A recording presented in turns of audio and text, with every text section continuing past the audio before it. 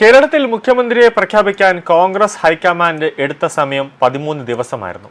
വലിയ രീതിയിലുള്ള രാഷ്ട്രീയ ചർച്ചകൾക്കൊടുവിലായിരുന്നു കേരളത്തിൽ മുഖ്യമന്ത്രി പ്രഖ്യാപനം അവസാന നിമിഷമുണ്ടായത്. നിലവിൽ കോൺഗ്രസ് ഹൈക്കമാൻഡിന് ഇതാ പുതിയൊരു തലവേദനയാണ് ഇപ്പോൾ വന്നിരിക്കുന്നത്. അത് കർണാടക വിഷയത്തിൽ. കർണാടകയിൽ മുഖ്യമന്ത്രി കസേരയ്ക്ക് വേണ്ടി കോൺഗ്രസ് കർണാടകയിൽ അധികാരത്തിൽ വന്ന അന്നു മുതൽ DK ശിവകുമാറും അതോടൊപ്പം തന്നെ സിദ്ധരാമയ്യയും അടി തുടങ്ങിയതാണ്. അതോടുകൂടി അന്ന് ഹൈക്കമാൻഡ് 2 ടേം എന്നൊരു കാലാവധിയാണ് വെച്ചത്. അതായത് 2 വർഷം കഴിയുമ്പോൾ അടുത്ത DK ശിവകുമാർ കർണാടക മുഖ്യമന്ത്രിയായിട്ട് വരും എന്ന ഒരു വ്യവസ്ഥ വെച്ചു. ആദ്യം സിദ്ധരാമയ്യ അവിടെ ഭരിക്കട്ടെ എന്ന ഒരു തീരുമാനമായിരുന്നു കോൺഗ്രസ് ഹൈക്കമാൻഡ് എടുത്തത്. നിലവിൽ മുഖ്യമന്ത്രി സിദ്ധരാമയ്യ രാവിലെ 11 മണിയോടുകൂടി ഹൈക്കമാൻഡുമായി ചർച്ച നടത്തിക്കൊണ്ടിരിക്കുകയാണ്. അതായത് ടേം വ്യവസ്ഥ കഴിഞ്ഞിട്ടും സിദ്ധരാമയ്യ മുഖ്യമന്ത്രി സ്ഥാനത്ത് നിന്നും മാറാതായതോടുകൂടി DK ശിവകുമാറും അതോടൊപ്പം തന്നെ ശിവകുമാറിനെ പിന്താങ്ങുന്ന മറ്റ് MLA-മാരും ഹൈക്കമാൻഡിൽ വലിയ രീതിയിൽ പരാതികൾ കൊടുത്തിരുന്നു. അതുകൊണ്ടാണ് ഹൈക്കമാൻഡ് തന്നെ രാഹുൽ ഗാന്ധിയും മല്ലികാർജ്ജുന ഖാർഗെയുടെ നേതൃത്വത്തിൽ സിദ്ധരാമയ്യയോട് ഇന്ന് രാവിലെയോടുകൂടി 11 മണിയോടുകൂടി വസതിയിൽ കോൺഗ്രസിന്റെ ഔദ്യോഗിക വസതിയിൽ ഹാജരാവാനും അതുമായി ബന്ധപ്പെട്ടുള്ള ചർച്ചകൾ നടത്താനുമായിട്ട് വിളിച്ചു വരുത്തിയത്. കൂടാതെ DK ശിവകുമാറും ഡൽഹിയിൽ തന്നെ ഇപ്പോൾ ഉണ്ട്. 2.5 വർഷത്തിനു ശേഷം മുഖ്യമന്ത്രി സ്ഥാനം DK ശിവകുമാറിന് നൽകുമെന്നായിരുന്നു മുൻ ധാരണ. എന്നാൽ അധികാരത്തിലേറി 3 വർഷമായിട്ടും ഈ ധാരണ നടപ്പിലാക്കാതെ വന്നതോടെയാണ് കോൺഗ്രസ് ഹൈക്കമാൻഡ് സിദ്ധരാമയ്യയെ ഡൽഹിയിലേക്ക് വിളിപ്പിച്ചിരിക്കുന്നത്. കേരളത്തിലെ രാഷ്ട്രീയ സാഹചര്യവുമായി ഏറെ സമാനതകളുള്ള രാഷ്ട്രീയ സാഹചര്യമാണ് കർണാടകയിലെ മുഖ്യമന്ത്രി പദത്തെ ചൊല്ലിയും നിലനിന്നിരുന്നത്. കേരളത്തിൽ മുഖ്യമന്ത്രി ചർച്ച കൊടുമ്പിരി കൊണ്ട സമയത്ത് കർണാടകയെ മാതൃകയാക്കണമെന്നായിരുന്നു KC വേണുഗോപാൽ അനുകൂലപക്ഷം ആവശ്യപ്പെട്ടിരുന്നത്. MLA-മാരുടെ നിലപാട് നോക്കിയായിരുന്നു കർണാടകയിൽ മുഖ്യമന്ത്രിയെ തിരഞ്ഞെടുത്തത്.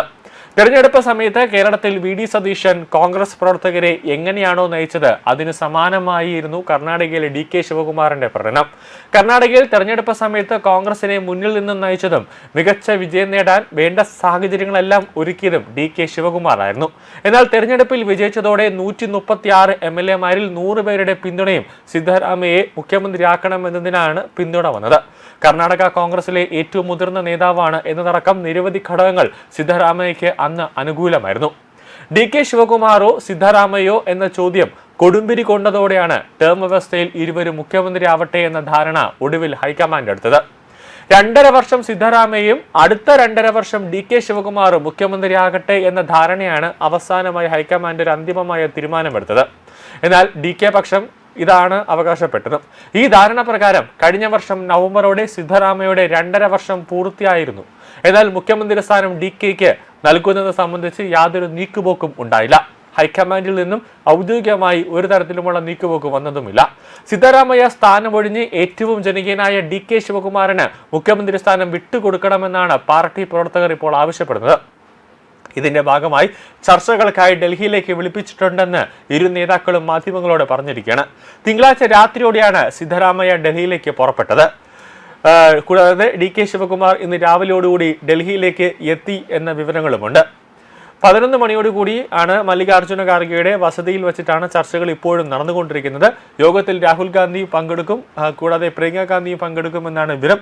ഒരു കാരണവശാലും DK ശിവകുമാർ കർണാടകയിലെ മുഖ്യമന്ത്രിയാകാതിരിക്കാൻ പരമാവധി സിദ്ധരാമയ്യ നോക്കുന്നുണ്ട് എന്നതാണ് ഏറ്റവും പ്രധാനപ്പെട്ട കാര്യം. ഇനിയിപ്പോൾ ടേം വ്യവസ്ഥ വരണം, സിദ്ധരാമയ്യ മാറണമെന്ന് പറഞ്ഞാൽ ദളിതരെ വച്ചുകൊണ്ട് ദളിതരുടെ കാർഡ് ഇറക്കിക്കൊണ്ട്, അതായത് ദളിത് കാർഡ് ഇറക്കിക്കൊണ്ട് കർണാടകയിലെ ആഭ്യന്തരമന്ത്രി G പരമേശ്വരനെ മുഖ്യമന്ത്രിയാക്കി ആക്കണം എന്നൊരു ഉടമ്പടി അല്ലെങ്കിൽ അങ്ങനത്തെ ഒരു നീക്കം സിദ്ധരാമയ്യ ഹൈക്കമാൻഡിന്റെ മുന്നിൽ വയ്ക്കാനുള്ള ഒരു സാധ്യതയുമുണ്ട്. പക്ഷേ ടേം വ്യവസ്ഥ ആയതുകൊണ്ട് തന്നെ അത് DK ശിവകുമാറിന് മുഖ്യമന്ത്രി സ്ഥാനം കൊടുത്തില്ല എന്നുണ്ടെങ്കിൽ കർണാടകയിൽ DK പക്ഷം വലിയ രീതിയിലുള്ള ഒരു പൊട്ടിത്തെറിയിലേക്ക് കാര്യങ്ങൾ നയിക്കും. വേണ്ടി വന്നാൽ പല പ്രാവശ്യം DK ശിവകുമാർ BJP-യിലേക്ക് പോകാനായിട്ട് പലതരത്തിലുള്ള ചർച്ചകൾ നടത്തിയിട്ടുണ്ട്. എന്നാൽ DKയുടെ ചുവടുമാറ്റം BJP-യിലേക്ക് പോയാൽ അത് വലിയ രീതിയിലുള്ള ഒരു രാഷ്ട്രീയ തകർച്ചയിലേക്ക് കോൺഗ്രസ് കർണാടകയിൽ പോകുമെന്ന കാര്യത്തിൽ യാതൊരു സംശയവുമില്ല.